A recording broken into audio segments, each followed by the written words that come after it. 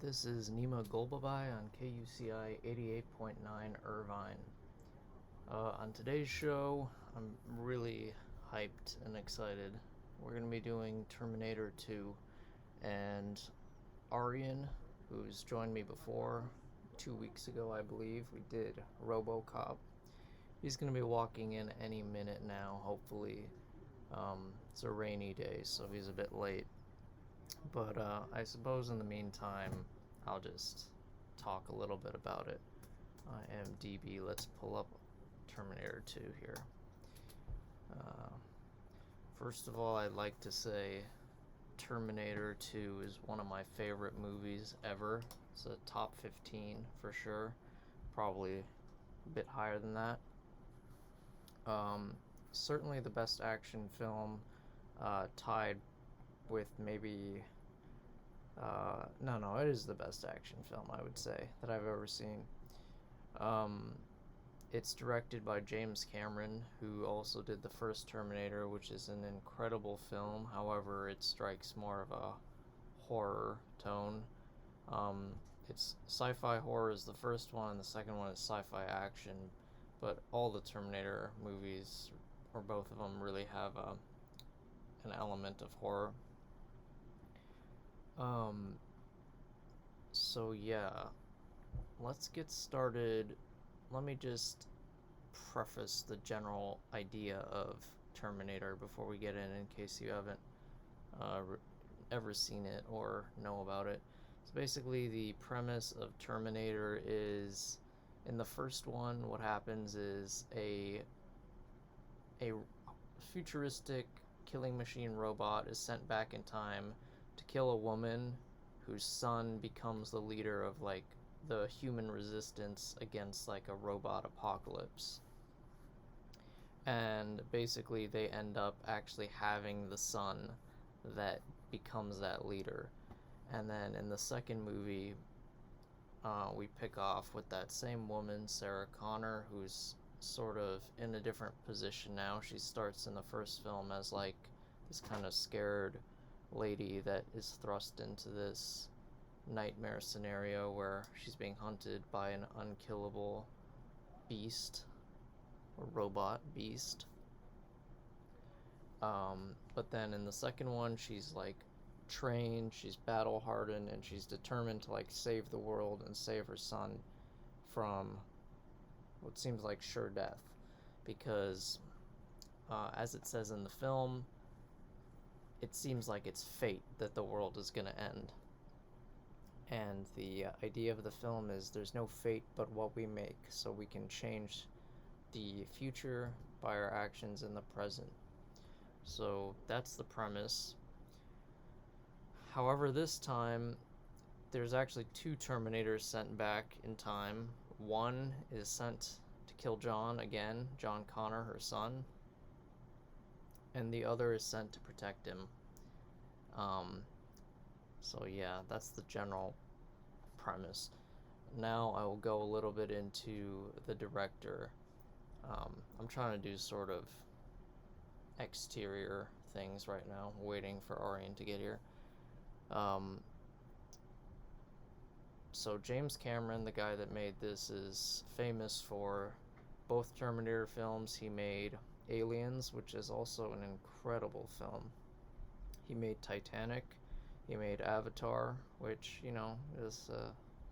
is like pretty good. And I'm trying to think, what else did he make? Oh, The Abyss. That's a pretty cool movie too. I like that movie. It's underrated.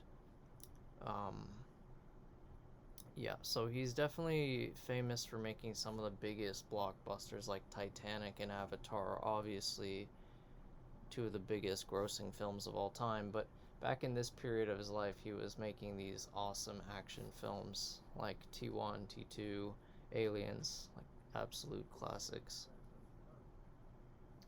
I want to tell a little story about James Cameron. So the way he actually made Terminator 1 is he was on a little terrible film called Piranha 2, and I think he got fired after like 2 weeks. And then he goes to make Terminator 1, and it becomes a massive hit. And he does it with a very low budget. It's basically his own vision, his own dream, and everything. But like just a few weeks or a year before or whatever the film came out, he was actually working as a garbage truck driver, so just shows anything is possible. And yeah, I think that encapsulates his genius really well. He's an incredible, successful director. He's very smart. He is amazing with special effects, and which is another thing that's great about Terminator 2 and Terminator 1, but Terminator 2 is more refined and high budget. It's a lot of incredible practical special effects without using CGI. I actually think Arian's about to walk in, so that looks good. So he should be walking in any second now. There he is, I think. Okay, so he just walked in. Hey.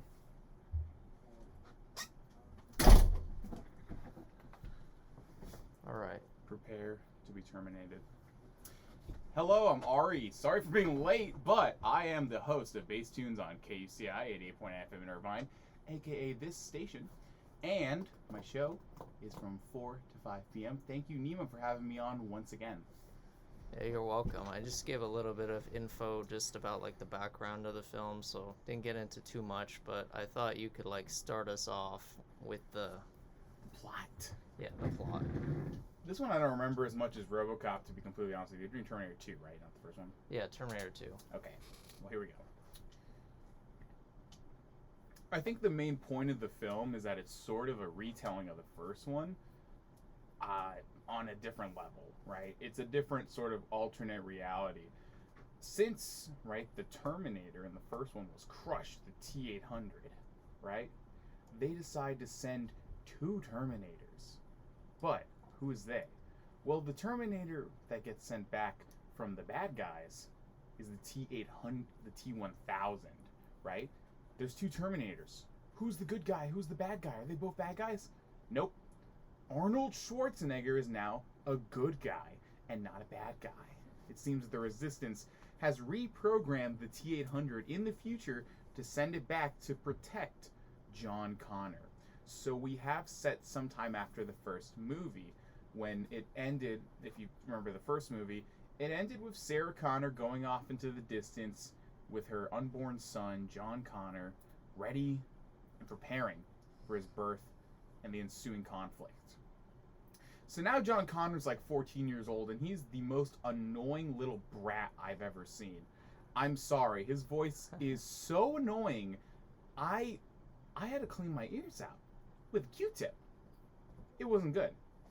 He kind of, when he's like upset, it sounds like Darwin from The Amazing World of Gumball, but like the entire, but like, but like all the time, not just for a fraction of a second.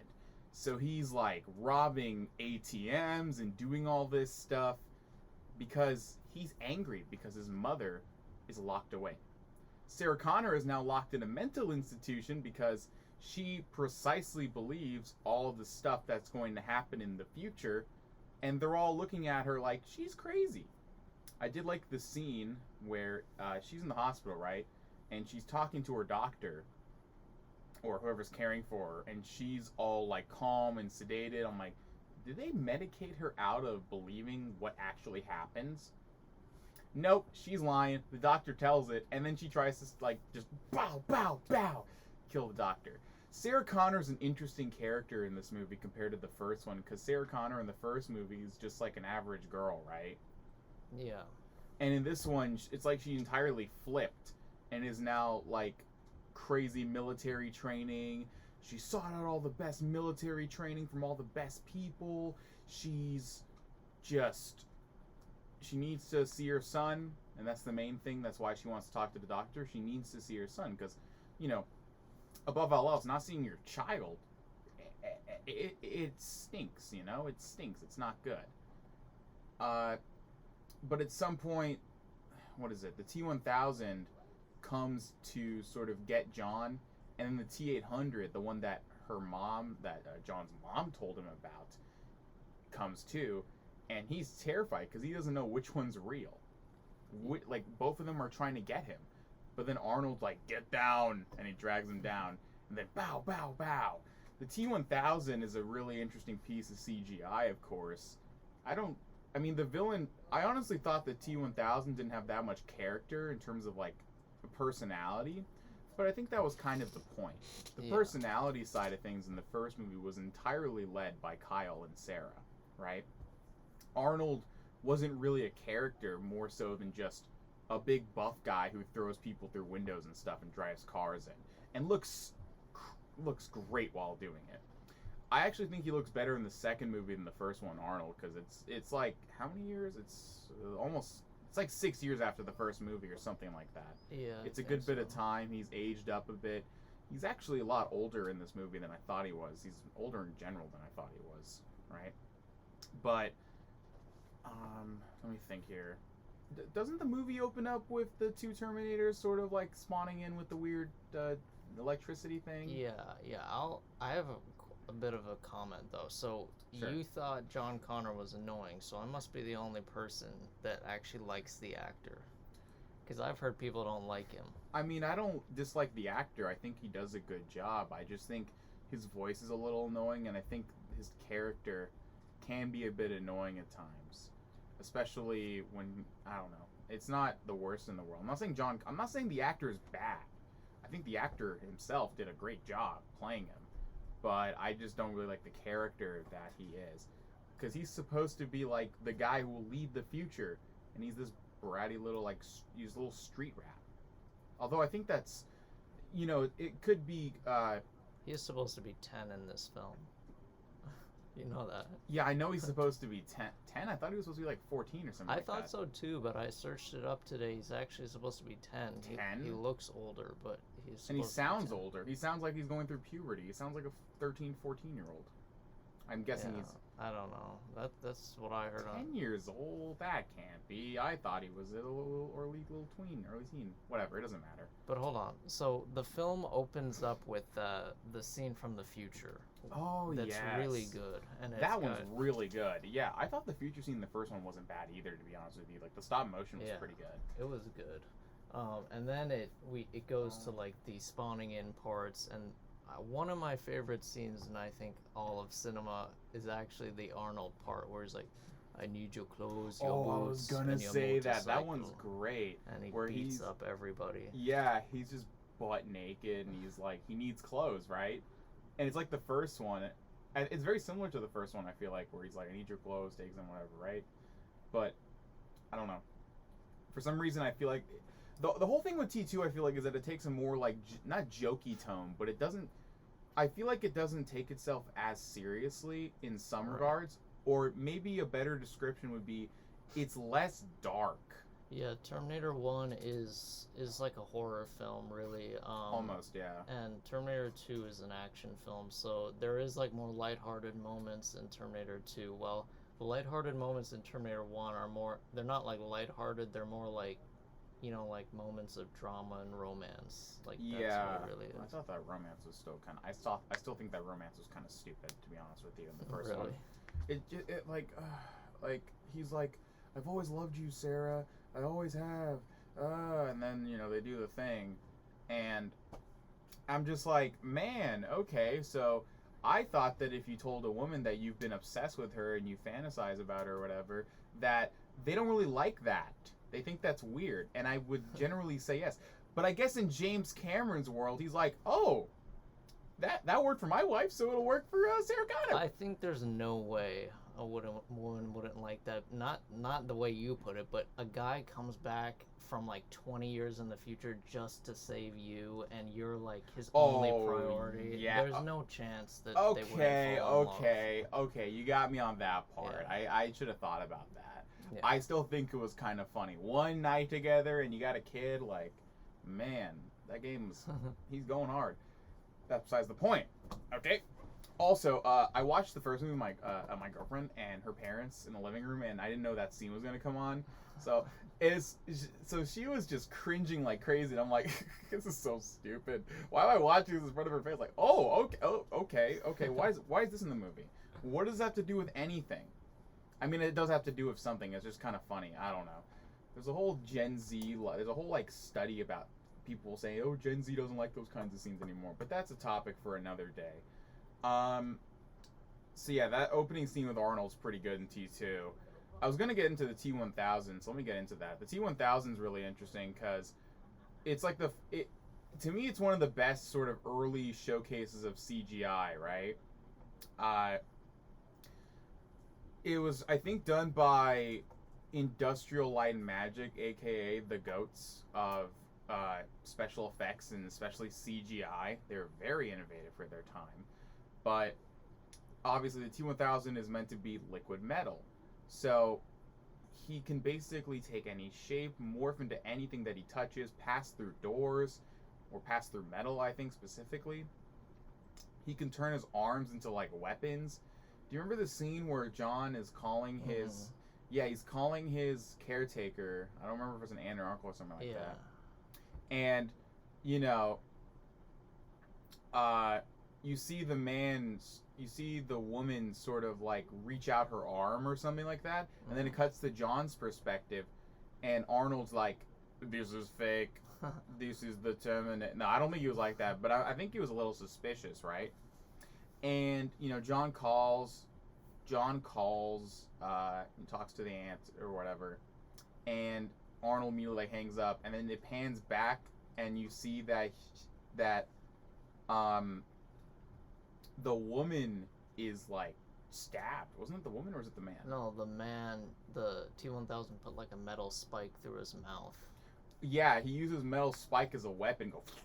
And then he's calling as the woman, and it's crazy, right?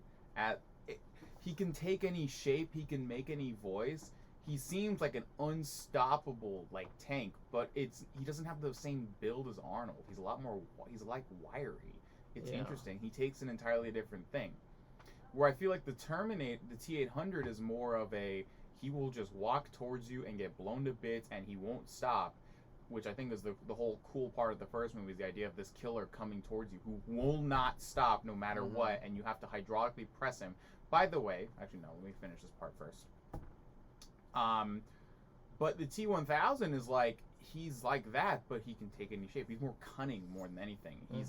I feel like even though they're both insanely intelligent, in terms of having all this information and knowledge on human behavior, it feels like the T-1000 is positioned more as an infiltration unit, whereas I know the idea originally was not for Arnold to play the Terminator because he was just too bulky, but I think something along the lines of he bought the rights or something. Or was it Terminator? I think it was... He wanted something about the rights, and he would do it if he could star in it. Something like that. Yeah, what it was he originally auditioned for Kyle Reese in the first film, but James Cameron was like, no, you can't really even speak English, so they put him as a robot. I think it was because they were talking. I think I read that he and Cameron were talking about the Terminator and his character, and he's like, oh, you could do it. And I mean, he has like no dialogue in the first movie, and he has like barely any more dialogue in the second movie. Right. So it's not really like his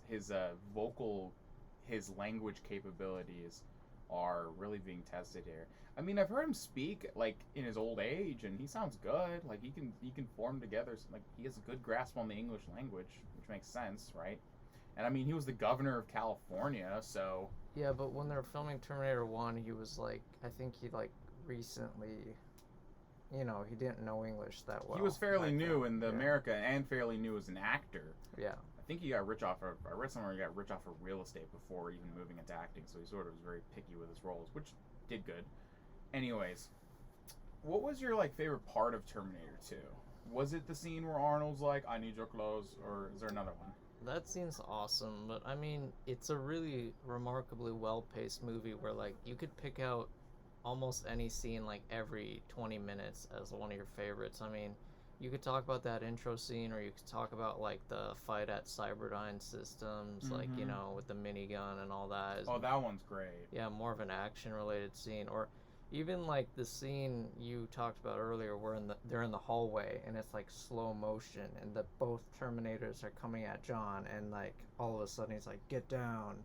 Yeah, It's that like one was great. it's so well done. It's so smart. Like that whole beginning thing where it's trying to trick you into thinking that the T-800 is the bad guy again. It's so good, and I remember watching it for the first time not knowing that. Oh, I knew it. Yeah, so it's amazing when you don't know it because it's like, whoa, this is so I gotta cool. get better at like watching it without knowing it. I just because like, oh, he's the good guy this time. I wonder what's gonna be like. Because I'd heard some of the clips and I colloquially, and I do think it was more the second movie was like a million times more iconic and also like a million times more expensive, which doesn't have anything to do with it. But I do think the budget was put to use. Like I found a copy, like a 4K copy, I have 4K Blu-ray, and I think it was a restoration for a 3D release. I didn't watch it in 3D because I'm not like a 3D nut, and also I don't think TVs with 3D even exist anymore.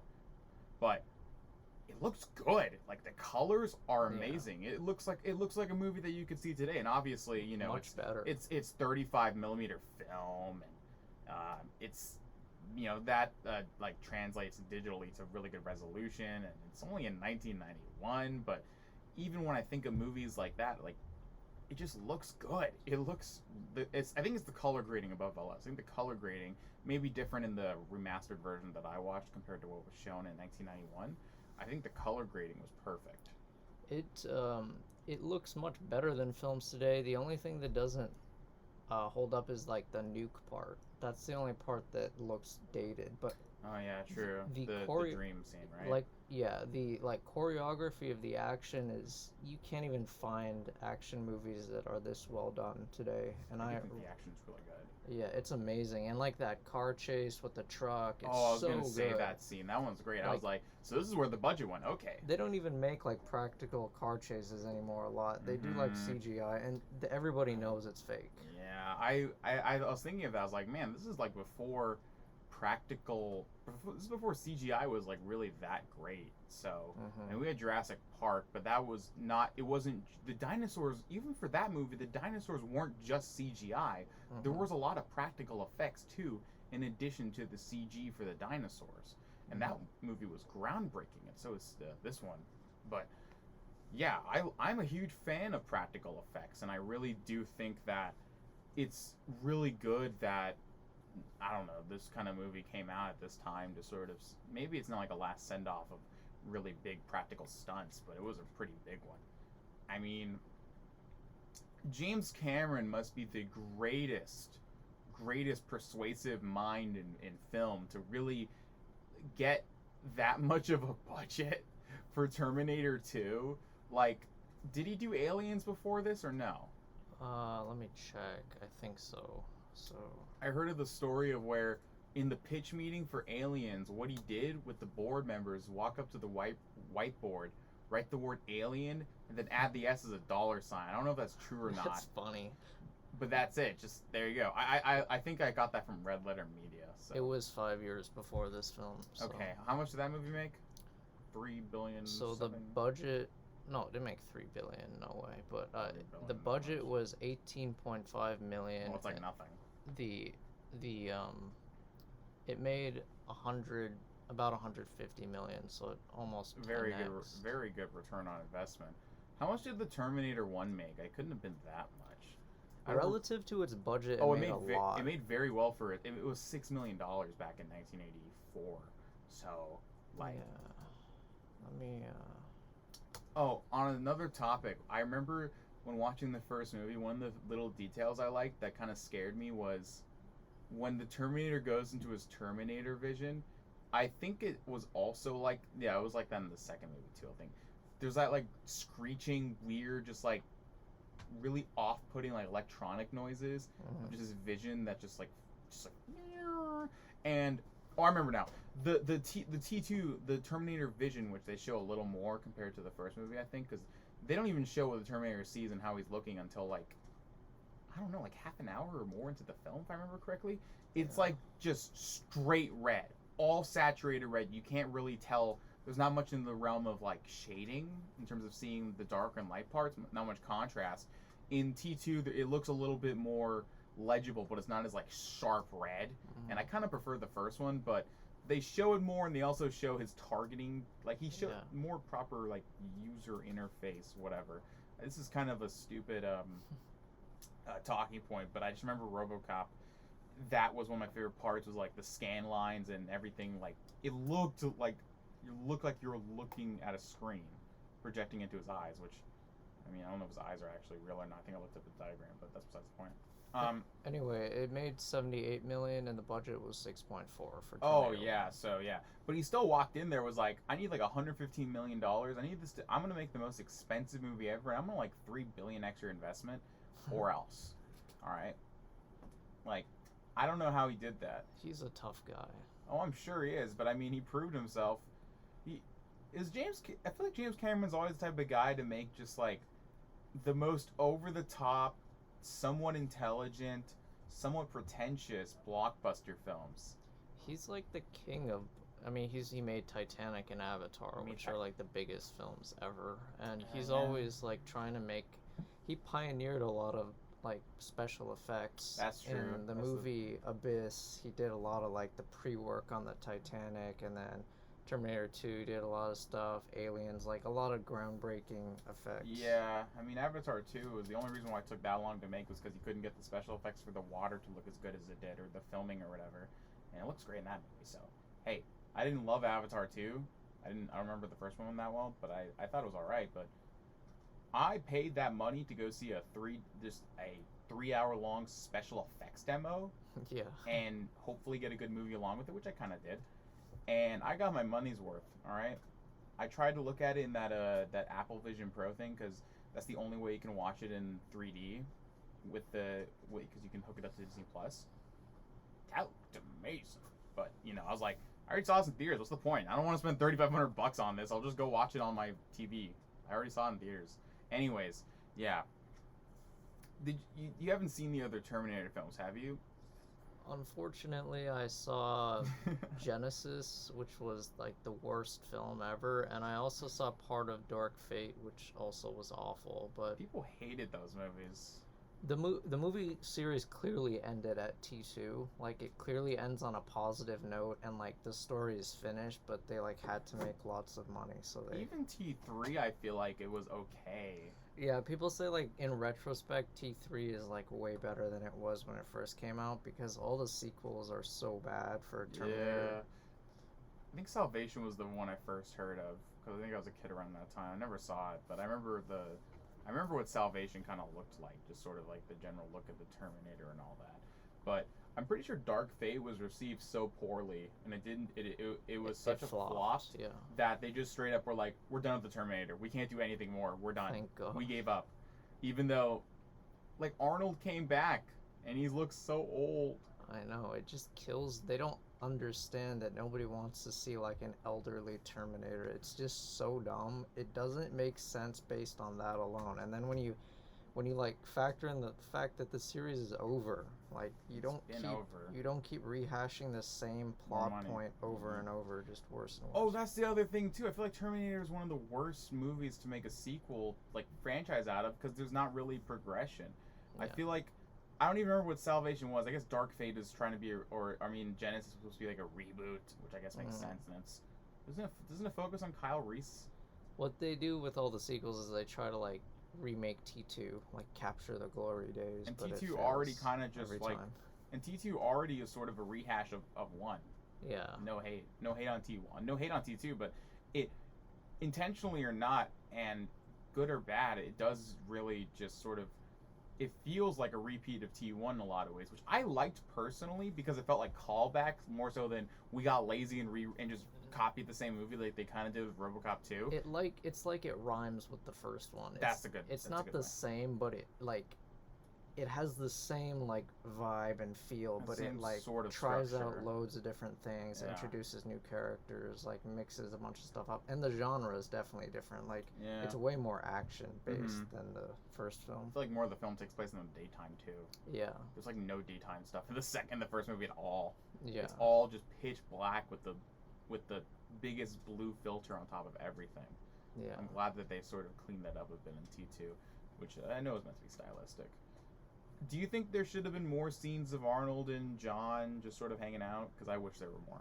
Even though Okay. I know the pacing is good and I love the pacing. Honestly, in the special edition, the extended edition, I've there seen that is one. some more stuff, and it's actually a good Oh, add. really? Yeah, there's like a few different things that make the film like it's like those scenes. There's no like new action scenes, but there's more like human scenes for the Terminator, like That's what I want. show him getting close to John. Yeah, I recommend if you watch it again, go watch the extended See if I can find it. special. I mean, how long was the film? It was like 2 hours and 16, right? The original. Yeah, it's an extra like 15 for the special. Okay, I think that's a. I'm trying to think if I saw the special or not. I don't remember particularly. Was there a part where Arnold gets like shut off, and they're like switching a switch to like remove his like learning inhibitor? Was that in the desert? Was that No. no? Then I don't think so. I remember him repairing the car of John and all Yeah. that, but that might have been in the original. I don't think I've seen the special edition. I think I'm probably just gonna look up the scenes. Honestly, I don't Yeah. know if I can really sit through. Like, I'll say this about the pacing. Okay, I looked at it and I was like, "This is so long," and then I thought, "Oh, it's James Cameron. Of course, it's going to be absurdly long." But then I thought, you know what? Because it was late at night when I started watching this movie. I think we finished it by like 1 to 2 in the morning. Because I don't know, but you know. I was getting tired by the midway point. I'm like, can we just finish tomorrow? She's like, no, I'm invested now. And I'm like, okay, I'll finish it. And then I got back into it and it was all good. I do think the pacing was good. It does feel like a complete movie in a way that a lot don't.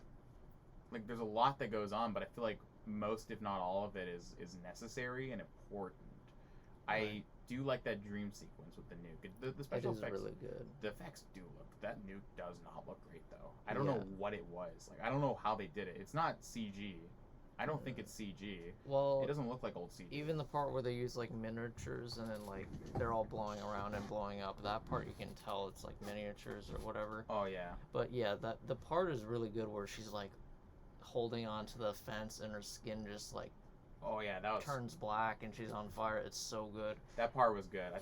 I think specifically the background nuke, like in the skybox, if you want to call that the sky part. Like when it turns white. Yeah, it's like Yeah, the bomb part. I'm guessing they used miniatures and like did a matte of the background or something like that, or blue screen. But I feel like I don't know. It just looks kind of cheap, which I thought was funny because this is the only time I could tell. Okay, this is special effects. Like this is pretty, which is funny because of how much money this movie cost. There's no way to do it at this time, like for it to hold up, like Yeah, not that type but of even- thing. I have to look at it again because I only saw it like once. I want to look at it again and see what specifically of the effects, like, why does it look bad? Does it look bad because it's dated? Then whatever, it's dated. Does it look bad because it's cheap? Then I'm like, what's going on? For its time, it was good. Oh, I'm sure it was for Yeah. its time, but that's like the one scene that I sort of was like, huh? Oh, okay, this was a movie from 1991. No other scene really, although it's the T1000 kind of. But the T1000's concept was so cool, I kind of brushed off the. Not that I was gonna write off an entire part of a movie just because the CGI looks dated. Like obviously, no, I'm not that weird. Okay, if I wanted to watch the best CGI ever, I'd be like, just go watch a bunch of Marvel movies.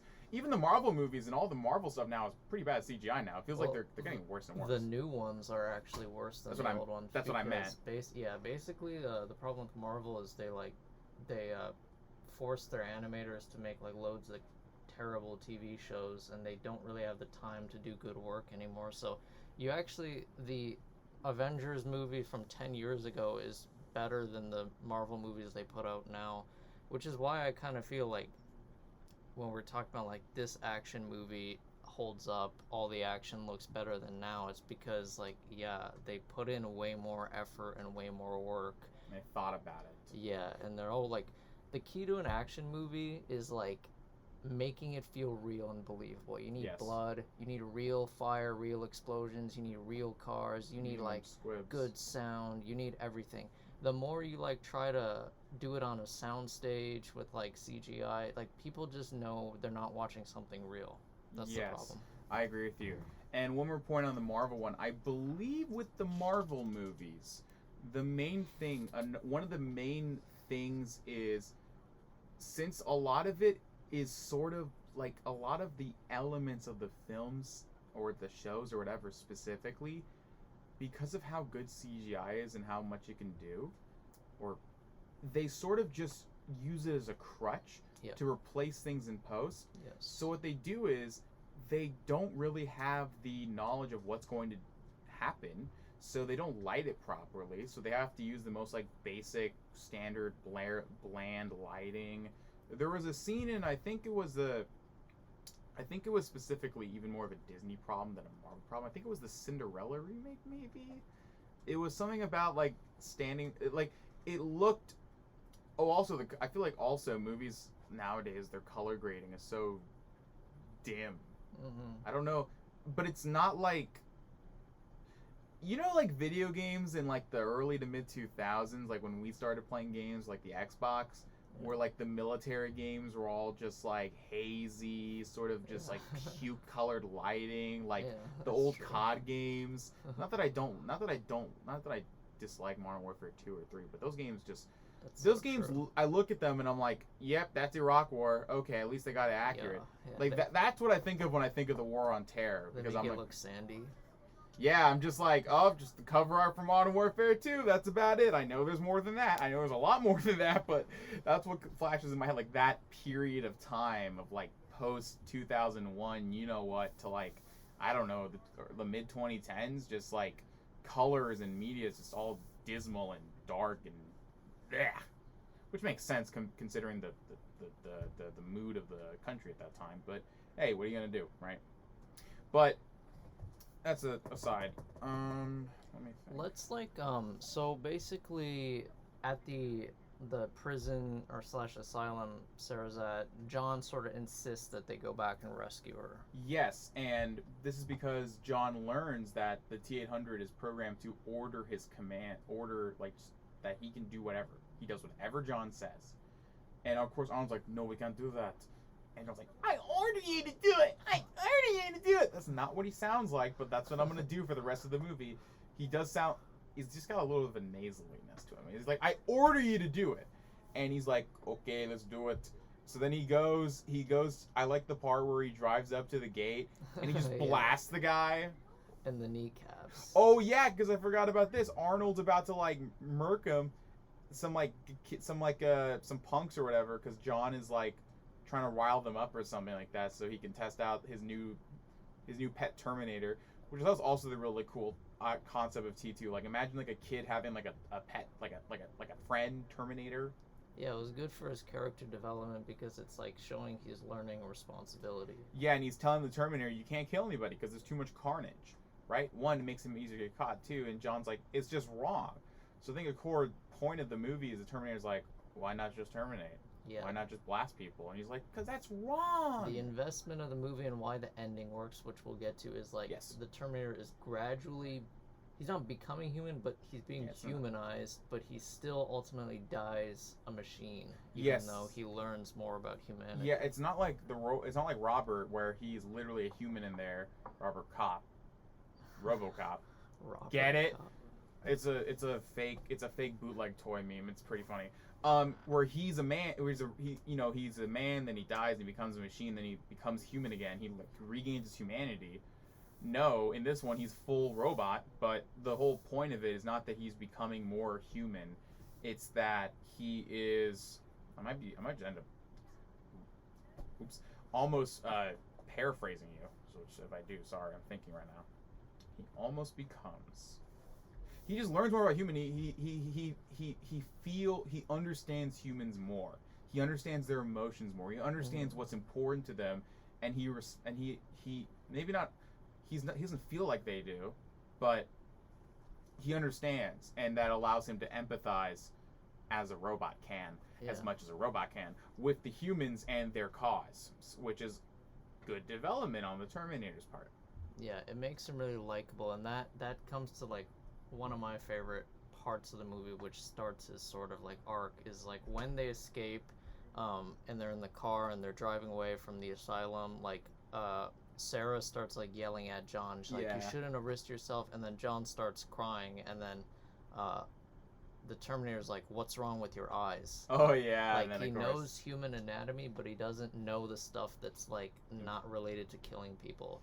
Yeah, he doesn't know, because if he has this whole database of human everything, which apparently he does, right? Didn't they say that I have a database of the human psychology?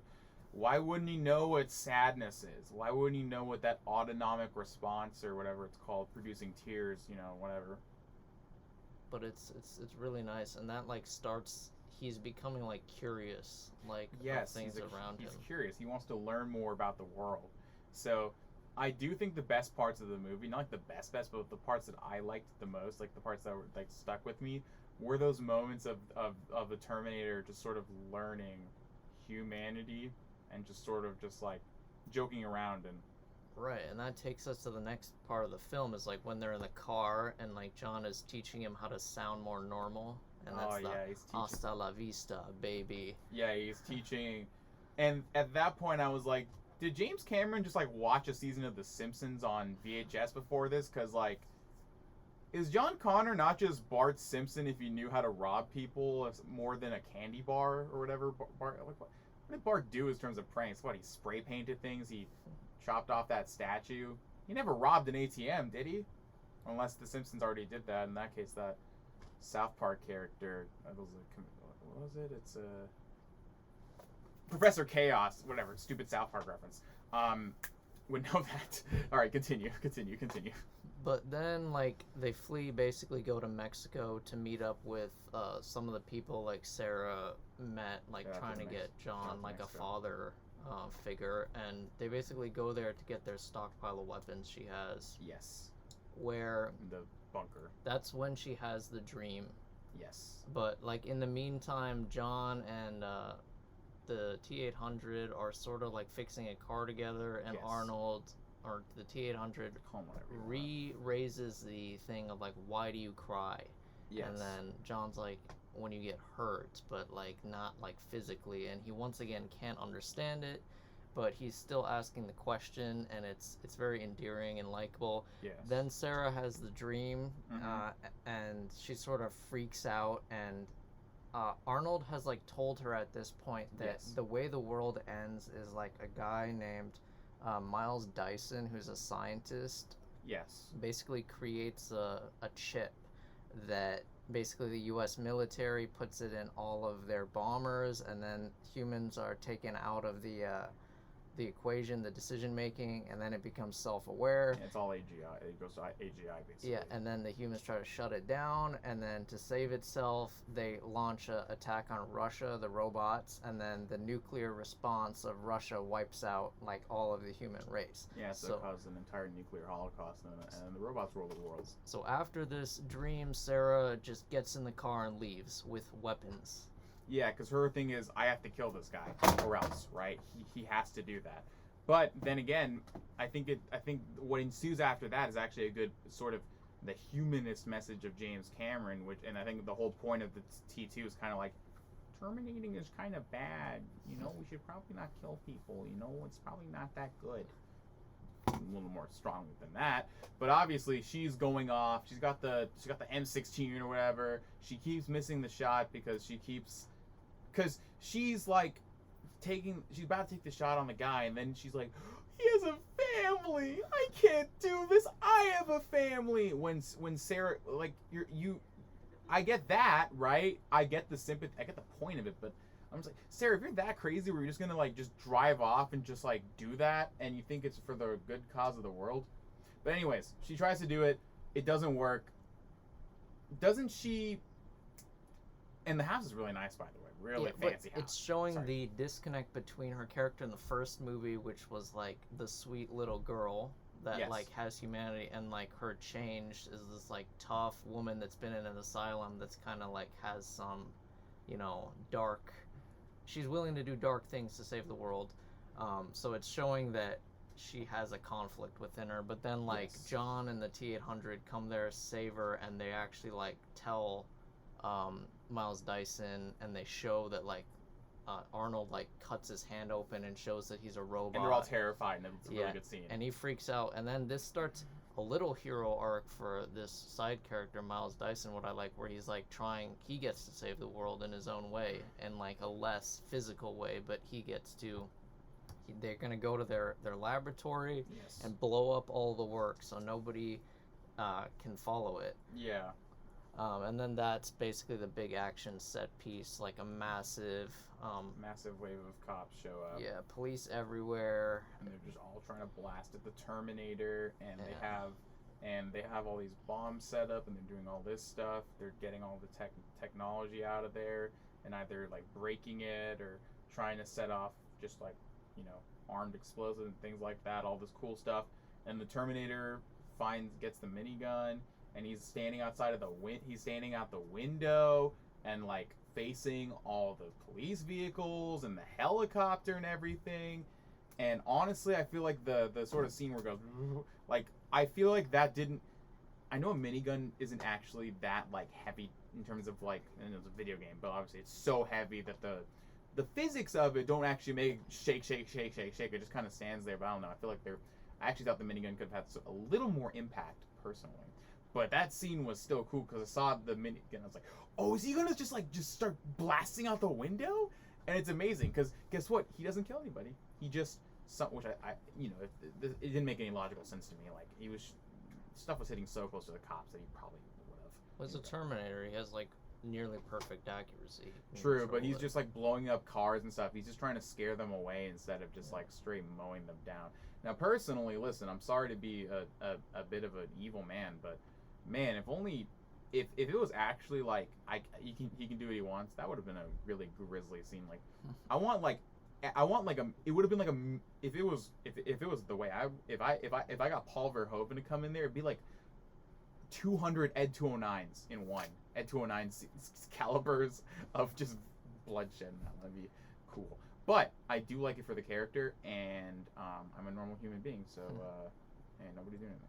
But Miles Dyson basically makes the sacrifice. He blows up not the factory, the lab. Yeah, because he gives up his own life. Because he's like very injured because the cops are like shooting him and stuff, and they're like, you know, throwing gas and things like that. They're trying to flush them out and everything, and the Terminator's going off to save her, and Sarah and John leave, and Miles like, you know what, I'm just gonna do it, and flicks the switch open and go. That explosion was great. That was a great explosion. I still think the best action part of the movie was still the original truck chase with John and T-800.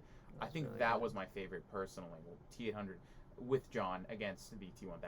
Because the truck going in and then like scraping, didn't it scrape off the top or something like that? Or am I like going off the bridge? You mean? I thought it went under the underpass and then it like crushed itself in or something like that.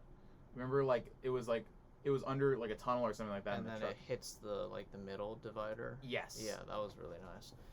But okay, so now the T-1000's in a helicopter. Oh yeah, he's in a helicopter. The T-800 and the crew are in like a SWAT vehicle, and they're like chasing down like the highway near like the big oil refinery on the way to Los Angeles. Yeah. And basically, the car is disabled. Basically, there's all these scenes where, and I heard a lot of the crew didn't show up on this day because James Cameron insisted they do this awesome stunt where the helicopter actually goes under a bridge and is chasing after the SWAT car. That doesn't sound safe at all. Yeah, but basically it ends with Arnold hits the brakes and the helicopter blows up, but they have to switch cars. They keep going. And Arnold pokes out and starts blasting all this stuff. And then they're at the factory. I'm just trying to get to the end because we only have 6 minutes here. The ending is really the most beautiful part. There's a huge action sequence in this factory. Lots of moving parts. Yes. Lots of heat, like lava and sort of stuff. It's like a metal factory. Yeah. And then You want to talk about the ending? You probably got it. Yeah, I think I got it. Well, basically, I think John and Sarah are pretty injured at this point, right? But they keep trying to fight back. Also, the T-800 is pretty injured, but he gets up and fights back. But I believe that John's like, Mom, Mom. I thought it was the T-1000. It wasn't, I think, actually. No, it was. Oh, it was. Okay, I was right. The T-1000 has impersonated his mother to try to find him. He's like hiding. Yes, and he's about to kill her or whatever and all this stuff, but Arnold like wrestles with him or something like that, and doesn't he throw the T-1000 into the lava? Well, out of nowhere, Arnold like sneaks up on the T-1000, Yeah, he's like shoots a crawling, grenade in him.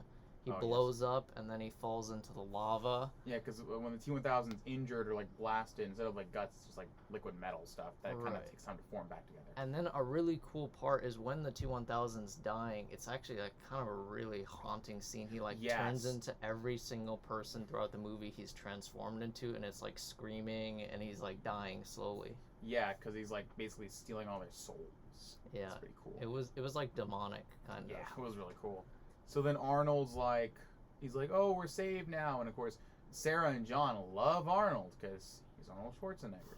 But no, because, he's a friendly guy and he's like the father figure, Yeah. Like, I think Sarah's like, she was with all these guys trying to find that father figure, which I think is pretty funny. Or like with the military guys and, whatever, But, she likes Arnold because he's like a good character, role model, and just John likes him. And, it's a pet Terminator. And Arnold's like, no. I can't do that. Well, he says, Well, basically, he says that, we're not done. yeah, we're not done. There's still a chip in me, and they There's can still a always find me, take the chip, and reverse engineer it, and the world could still be in danger of ending. So he Yes. basically makes the self-sacrifice. The only way that it could truly be over is for any remnant of this technology to be just totally destroyed. And unfortunately, that leads to, as you said, Arnold having to sacrifice himself. But he can't do it himself. He's not allowed to self-terminate. He also goes against John Connor's orders. Remember that? He was like, didn't John was like, I Yeah. order you stop. And he said no. And then they understand and they do it and they're all sad. But he's Yeah. like, I can't self-terminate. So they lower him into the lava. But you missed the best part before Sorry, before go that. ahead, Before that, go so ahead, John's as we crying want. and all that, but there's basically a moment of silence, and the T-800 says, "I know now why you cry, Yes, I forgot about but it is something I can never do." So his Yes. arc has been completed. He understands what it is to be a human, but ultimately he'll always be a robot. There's nothing that can make him human. And then the movie ends with him slowly being lowered into the lava, and he ends with a thumbs up to John. Yeah, the thumbs up. Yeah, as he said, and you see this like view and all that ends, and it's pretty cool. Although I'll say, in the actual last scene is like the shot of them driving on the road. Mhm. Sarah saying like 10 seconds max of dialogue, and then straight to credits. I was like, that's it. That's how it ends. I thought that sucked. Really? I don't know. Like, I thought it would have been like a longer monologue, but it's like, the world is saved. We're okay now. Dun dun dun. That's not what it was. I think like they didn't want to take away from that end with Arnold. Like she just says that like yeah we won finally, and it mirrors the first film. Okay, yeah, that's true. I was just thinking like when I watched, I was like maybe like 10 more seconds could have been added, but I don't know. In terms of pacing, but overall, I mean, that was a stellar movie. It's solid. I think it was a 10. I think it was close to, Yeah. if not a 10. I still prefer RoboCop to it by a decent margin because I like the humor more. I just like the concept more. But I do think Terminator 2 is a better action movie. Yeah. I'll say that. It has better stunts, a lot of stuff.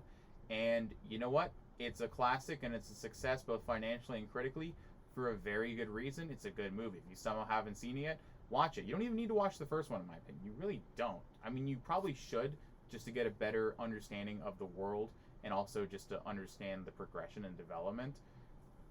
But you don't. I feel like you don't really have to. I feel like it's a good enough standalone product.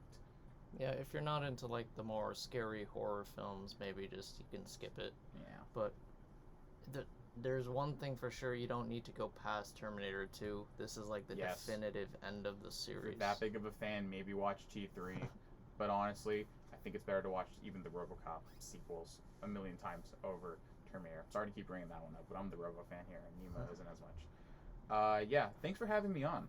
Yeah, no problem. We're just gonna quick sign off here, but hold on a bit. I gotta get my Yeah, he's little. pulling everything up. While he's pulling that up, I've once again been Ari. I host Bass Tunes on Fridays, 4 to 5 p.m. Pacific Standard Time. If you guys want to hear me talk about stuff, tune in. I think I'm gonna have my girlfriend on. We're gonna have a nice little chat about a show or something like that. I think it's gonna be Love on the Spectrum, if you know what that is. So expect to see a new episode of that. You can check out my Instagram at BASEDTUNES That's Bass Tunes KUCI on Instagram and BassDari.com. Thank you. Alright, so this has been Cinéshow with Nima and Aryan on KUCI 88.9 Irvine. I'm with you to the end of the line.